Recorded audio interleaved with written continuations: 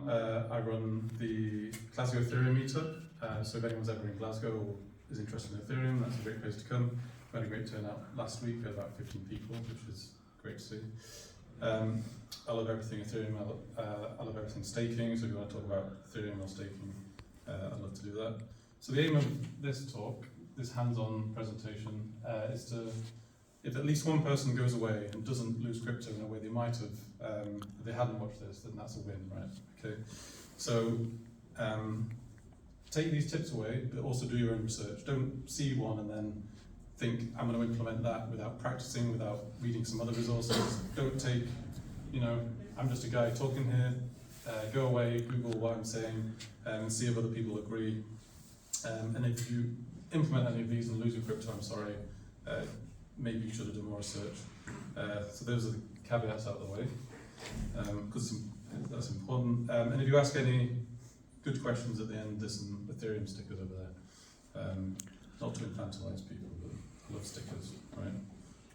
Okay, so a quick overview. And before I start, has everyone here used a non-custodial wallet? So this talks about non-custodial wallets, not custodial wallets. So custodial wallet like FTX.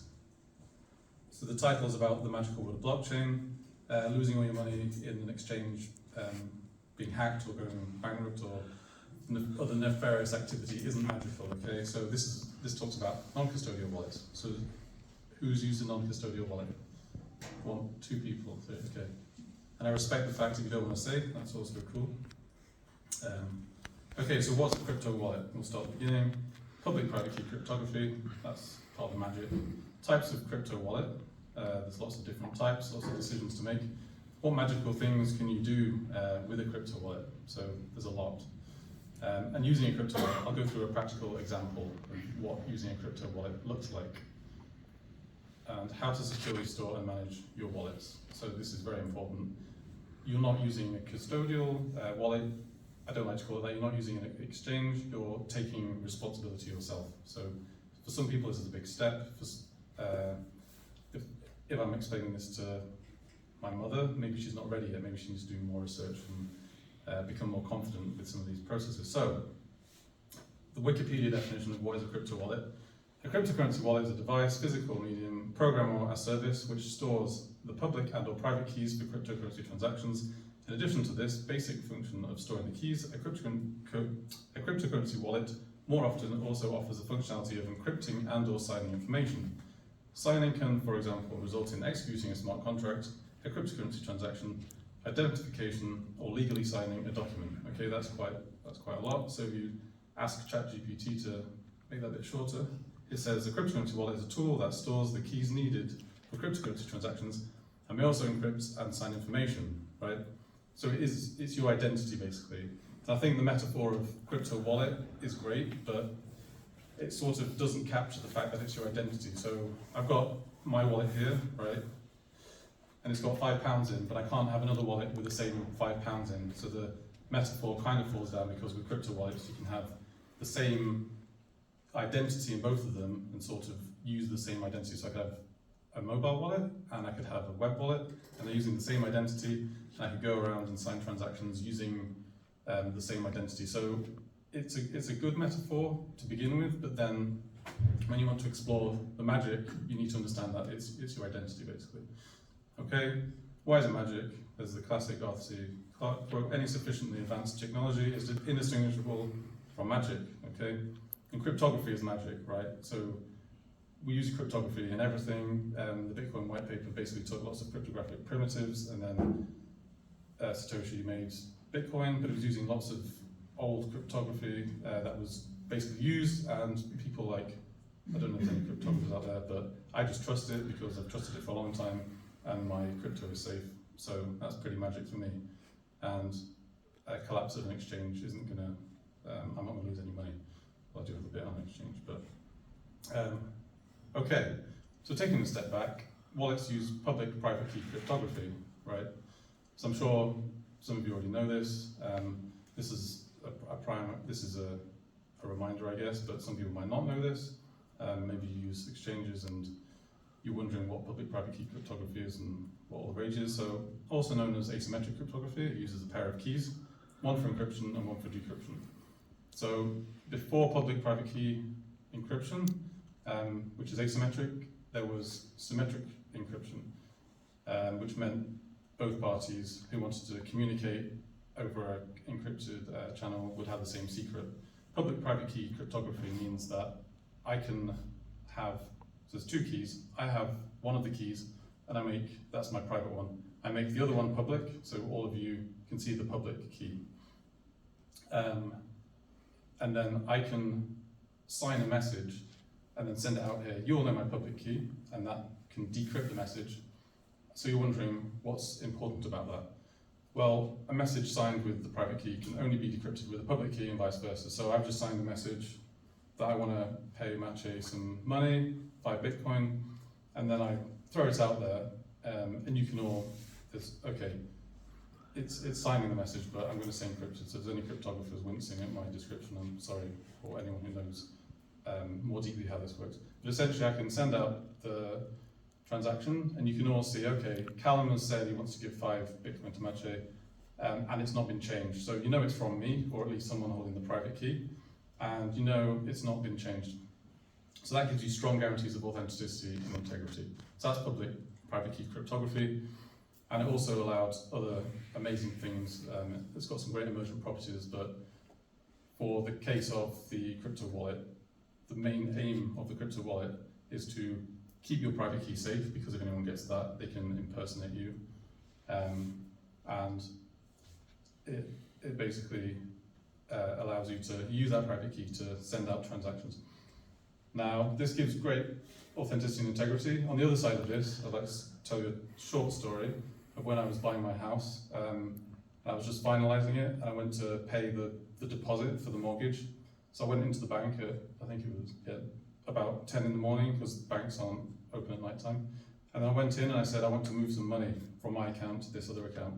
And they said, can you sign here, please? And I signed it. And they said, sorry, sir, it's not quite a match. Maybe you wrote the signature when you were younger. So I said, oh, sorry, okay. And I tried to remember what my signature was like when I was younger, and I did that, and they said, that's almost right. The L is more curved, right? There's more. So I said, oh, okay, I've got you. And I did it again. They said, that's great, sir. We can move to deposit. Okay, that's very weak authenticity. Okay, they were telling me how to be me, and then that's when I realized, public-private key cryptography and decentralized finance is the future. I couldn't believe that. That's a true story. That's a true story. Okay, so this is a picture to describe public-private key cryptography. So the wallet generates a random number, and then from that random number, it gives you a public and private key. It can give you many public and private keys. It's very important for the wallet to keep the random number, but it's generated it, so it's also important for the random number to be totally random. Okay, so there might be a process that looks like it's generating random numbers, but someone can work out, actually, we've spotted a pattern, we know what the next X numbers of random numbers are, or we can sort of brute force it and work them out that way. So it's important that it generates the number randomly to generate the private and public keys, but also that it stores it. So that's public-private key cryptography. All right. So I've got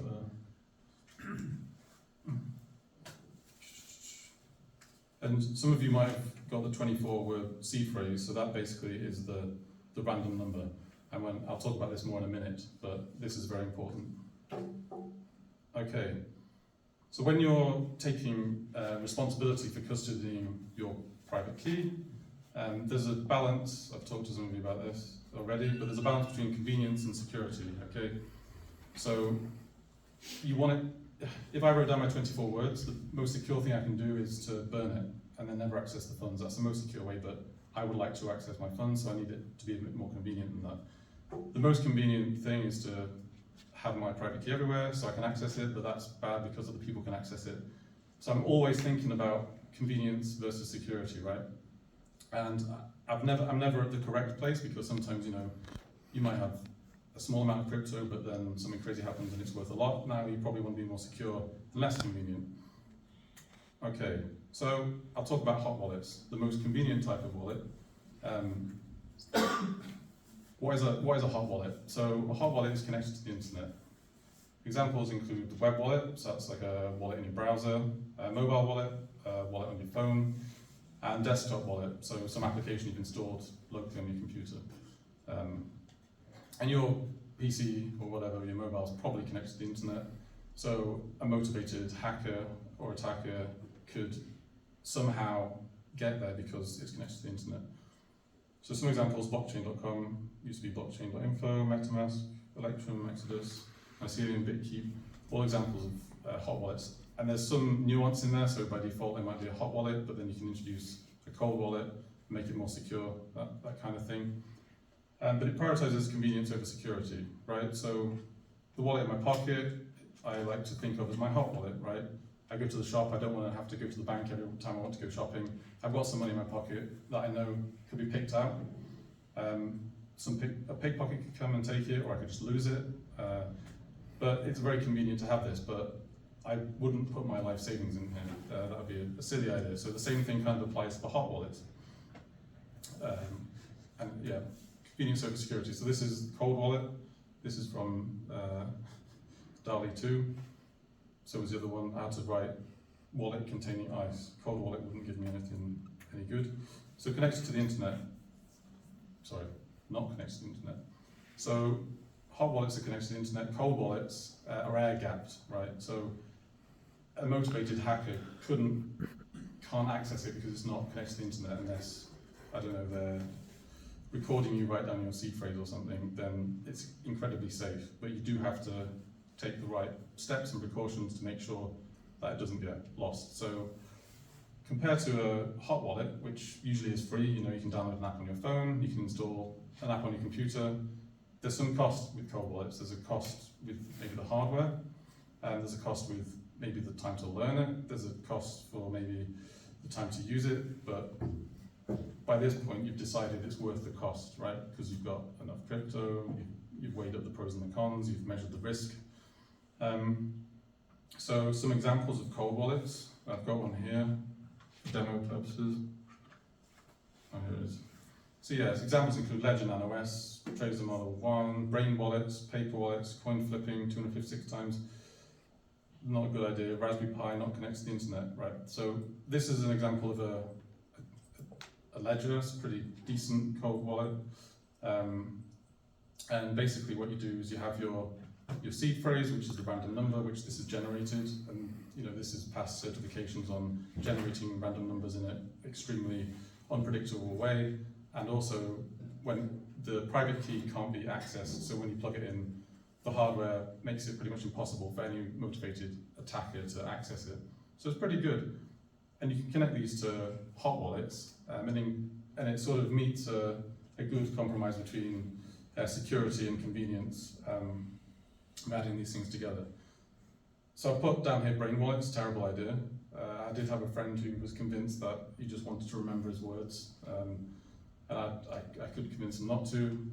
They're a terrible idea for a lot of reasons. You might lose your memory. So a Brain wallet is when you use a piece of software to generate the words and then you try and remember it using memory palace or other techniques. And then you can generate a number by flipping the coin 256 times. Which seems reasonable, but actually the hardware on this is better at generating random numbers than flipping a coin 256 times. So I just don't do it. It's not a good idea. We can also use Raspberry Pis or computers as cold wallets. If you unplug them and they're not connected to the internet, then some of these devices are perfectly good at being cold wallets. So I've used Raspberry Pis with the Tails Linux distribution to sort of generate private keys and things like this, but you do have to take precautions, around which operating system you use. Does it remember things? If it writes it to the hard drive, a motivated attacker could come and try and reclaim this from the hard drive. So there's a lot of things to think about, but there are special hardware wallets created by companies that haven't been, that have stood the test of time. So it's best to get one of those and don't try and invent the wheel, sort of thing. Prioritizes security over convenience. All right. Tips for keeping your private key safe. So you've got your private key, you've got your cold wallet, you're pretty happy with whatever you've decided to get. The biggest risk is theft and destruction. So there's my 24 words. now I've shown you, I'm pretty worried that you're going to try and take this off me when I leave later on. And destruction. So it's written on one bit of paper. I've stored this in my bookcase at home, and then I leave the cooker on and my house burns down. That's my life savings gone. So these are the two things that you need to think about when you're storing, you're taking ownership over your private key. You can consider a multi-signature wallet. So instead of just having one private key, you have a number of private keys, which helps with theft because, for example, instead of having one private key, you have three. Now, someone could steal one of the private keys and you've set up a system where you only need two to sign a transaction. If one goes missing, that's okay, you still got two. If someone, a motivated person thinks I'm going to steal your private key and just takes one, they need two. So this helps on both the theft and destruction front. So that's multi-signature wallet, but also it makes it more complicated, right? So if you've not researched properly how to set this up and you set it up wrong, that's destruction, okay? So you've got to practice a bit, maybe on a test net, convince yourself it works, run through it a number of times, send a transaction, have a small amount, until you're confident. So I think building up confidence about the method you've decided to use is a big aspect. Consider Shamir backup. So I think, I've not used a Trezor before, but I think natively they have Shamir backup built in. So when you're generating your phrase, instead of generating one, you can generate a bit like the multi-signature wallet. It's a bit like a multi-signature for your words. So instead of having one list of words, you can have three, and you only need two of the lists to restore your ledger. So that's a good approach as well. But obviously it increases complexity, so you have to weigh that in. You can store your seed phrase in steel. So I know people do this and they bury it in the back garden. Something like this, steel is incredibly durable. It's probably not going to be destroyed in a fire or rain or something like this. As I mentioned before, I've just put it in the middle of the bullet points. I'm a software developer and we say, KISS, keep it simple, stupid, right?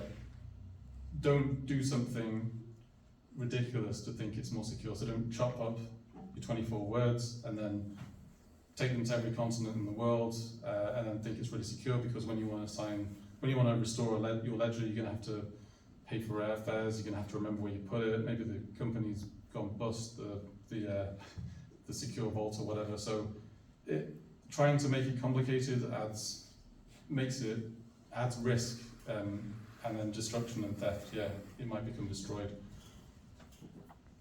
So those are the two things, again, that you have to keep in mind. So consider your seed phrase as bus factor. So bus factor is another thing that we talk about in software development. So what is a bus factor? So if I'm the only person who knows where my seed phrase is, and then I get run over by one bus, no one knows where it is, right?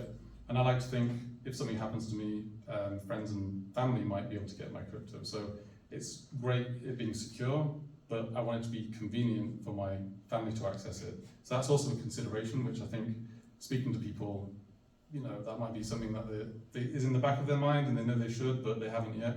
So maybe me saying that gives people a sort of inclination to go away and think about that. And there's also the legal aspect as well. So your family might have access to it, but legally, if something happens to you, if you disappear, do they have access to it? What's going to happen to it? Is it in your will? That sort of thing. So there is a lot to think about. Consider using a passphrase for plausible deniability. So I've shown you I keep losing it. I've shown you the ledger, right? So when I leave today, maybe someone comes up to me with the old $5 venture tag and says, "Give me your crypto." But if I've added a passphrase onto it, I can say, actually, I don't have very much. I've only got £1 worth of Bitcoin. So then I can send you the £1 worth, and you go, "Oh, that $5 wrench was I lost $4. That £5 wrench, I lost £4 in that, or whatever." But you can move on, and the attacker's got something, and you've kept the rest of your crypto. So there's plausible deniability, because you can be as secure as you think you can be, incredibly secure. But if someone just comes up to you with and extorts it out of you, then the security you just throw out the window, and you can, it's important to think about. And talking about that, there's other things to think about. Ledger, the company, I don't know if anyone remembers this, lost their e-commerce database. It got hacked. So actually, anyone who bought a ledger, their address was online. So they were incredibly safe and secure because they'd invested in one of these hardware wallets, but now everyone knows where they live with the hardware wallet. So that was incredibly problematic. So, you know, you're not totally safe when you get the hardware wallet, because things like that might happen. Yeah, so a new type of wallet, which is interesting. So asking like my parents to store a seed makes them think, well, I don't think this is the future of crypto, right? So we are in a place, I think there was a question about the problems with crypto and Web3 and stuff like this. It isn't great UX asking people to write down 24 words and hide them somewhere safe, right? So there is a new type of wallet, which I think is interesting and is worth knowing about at least, which is called Social Recovery Wallet. So there's a wallet you can download called Argent, which is one of the first ones I think, which basically allows you to set up a wallet, and it doesn't talk about 24 words. And then it basically asks you to set up guardians. So a guardian can be friends or family. It's best if they don't know about each other, and it can also be your ledger. It can be an email address. It can be a lot of things. But essentially, if you lose your phone, you don't lose your crypto. You just have to talk to your guardians or sign a transaction with your ledger. And if the majority of them agree, then you can restore your wallet. So that's a nice UX, but also it protects against destruction. On the theft point of view, if someone else finds out who your guardians are and tries to restore this, you can stop it because it pops up in the app if you have access to the app. So that's a new thing. I don't know what everyone thinks about this, but it means people don't have to be exposed to storing 24 words and things like this. So there's a lot to get better in the UX of crypto. As you can see, there's a lot of problems and considerations and ways of managing your private key, which is very technical and there's a lot involved. All right, so what magical things can it do? So now you've got your private key, it's not in FTX, it's not in Coinbase. You can send money at any time. So I mentioned the story about my mortgage. I could only do that transaction in the daytime. Crypto you can do it anytime. Voting in decentralized autonomous organizations. So as Maciej talked about, Uniswap is a DAO. You can join a DAO, you can vote in them. I know some people are members of DAOs here. You can buy some land in Decentraland. I don't know if anyone's done that. But that's something you can do. You can swap assets using Uniswap. So Maciej mentioned Uniswap. You can authenticate with applications. So as I mentioned at the beginning, it's your identity, right? So it's not just a load of crypto, it's an identity, so you can go and log into an application. I can't remember where I read it, but it said Google and Facebook are like banks for identity, and now you can take ownership of your identity, a bit like you take sovereignty of your funds. You can earn interest on your assets. This is a plot in Decentraland, the Triple Road in Manhattan. Best property in the area for sale for $500,000. I don't know. I don't use Decentraland, but that's magical. Using crypto wallets. Okay. Does anyone know what this is? Is it though? How do you know, right? So it's it says app.uniswap, and you've checked the security certificate by pressing the padlock, but you don't know it's definitely Uniswap. There might have been some domain hijacking going on. But it looks very pretty and reassuring. I remember when Uniswap had a skull and crossbone on, and it was like saying, don't use this. This is very new, but now it looks a lot nicer. So this is Uniswap. Up here there's MetaMask, so I've installed my browser wallet. I'm sure lots of you have used MetaMask. And then you click connect. So a new thing, relatively new thing that MetaMask does is it needs to get permission from the user to access the dApp that you're using. The dApp can't just start interrogating your wallets and things like that. So you click connect and it says waiting to connect. And then you can pick an account that you want the dApp to be able to see. And here I'm swapping 0.1 ETH for 0.1 RAPT. RAPT is useful for lots of things. I'm using the testnet in this example. So I've clicked on wrap, and then this little thing pops up, and then it says deposit, right? So I wasn't sure whether the website was real. I've done my due diligence, you know. But here it says exactly which contract it's going to go to, so I know this is the thing that I definitely need to be right. So one thing that's good, instead of just trusting that the contract's right, you can go to Etherscan. A number of things you can check is how many historical transactions have there been. So here you can see there's lots of historical transactions. So either a lot of people being scammed or people trust this. So maybe you could go back in time a week or something and see if there's transactions then. You can click on the contract creator.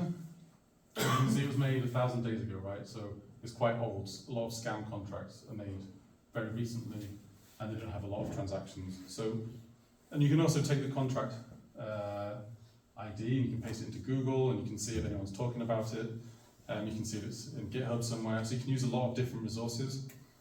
So I've also gone to another chain explorer and I'm looking at the same smart contract address. So maybe Etherscan has been hacked, right? So it sounds really paranoid, but people get hacked all the time, right? So I think at the moment, you can't be too paranoid. And you can also check the data that it's sending to the smart contract. So the smart contract's a bit of code, I guess, and some data, so you can check that. Okay, so I've clicked go, and then there's my transaction. You can speed it up by giving it more gas, and then it's confirmed, right? So that's interacting with DApp. It's always good to check the address of the contract that you're sending funds to, and then if you're using a hardware wallet, the details come up on the screen, so you know that's exactly the contract that it's going to go to. Because this might say things, but they might not be true. But when you look at the hardware wallet, it will give you all the information. You go through it carefully, and then you click confirm, and then you know that it's gone to the place that it says it's going to. Because MetaMask could be a fake version of MetaMask, right? That's happened in the past. But it is possible to use it without a hardware wallet as well. Okay, so this is, if you're a Web 2 developer, you can become a Web 3 developer and integrate into a DApp. This is just an example, so you can use EtherJS, you can import it. So when you install MetaMask, it injects this window.ethereum object in. You can create a provider, you can send, this asks for permission, like we saw, it asks for permission for an account, and then you can get a signer, and then you can send 1 ETH to Glasgow.eth. Don't do that. If you go to that address in a browser, in a Web3 browser, see what happens, right? You can sign into a website. So this is sign in with Ethereum. You sign into the website instead of picking Google, or you pick Microsoft as your identity bank provider sort of thing. You can just use your private key in your hardware wallet. So that's really cool. And that's something that we're seeing more of. Okay. Staying safe when using your wallets. Assume everything is a scam at first. So it's easy to become complacent. You're confident, you've used it for a year, you're used to doing transactions, and then all of a sudden someone sends you a link that's your favorite thing in the world, and oh, you've got to get involved with that. Usually phishing attacks are very advanced and they cater exactly to what you want. So yeah, assume everything's a scam at first. Was it Kevin Rose last week who got hacked? So he's a prominent figure he's an entrepreneur, he's a prominent figure in Web3, he had millions of pounds worth of NFTs. You think if anyone's not going to lose their NFTs, it's going to be this person. But there was an advanced phishing attack and they lost a lot of their NFTs. What could he have done differently? Use multiple wallets.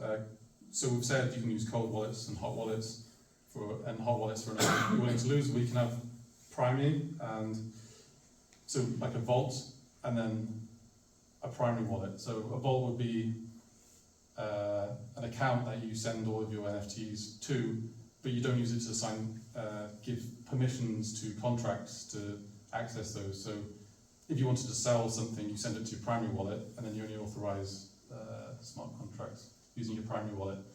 So if you'd done that, maybe things would have been different. So this is an example that could have helped someone who's deep into crypto and is incredibly technical. But when you're reading the screen, and it's not just send this amount from this address to this address, it's like all this data and these contracts, and sometimes you're not quite sure what it's going to do, and it's difficult, right? And an advanced phishing attack takes advantage of this. Don't keep more in a hot wallet than you'd be happy. Keep it in your pocket. I think that's a good rule of thumb. consider using a computer dedicated to interacting with the blockchain. So you saw the example with Uniswap, and you saw MetaMask. Maybe just have a computer where you use MetaMask in a browser. If you've got multiple laptops kicking about, maybe just install your favourite Linux distro onto one and just use that for interacting with the blockchain. That's something that's good. Don't use your parents or whatever's computer with a million browser thingies and you're not sure what's going on with it.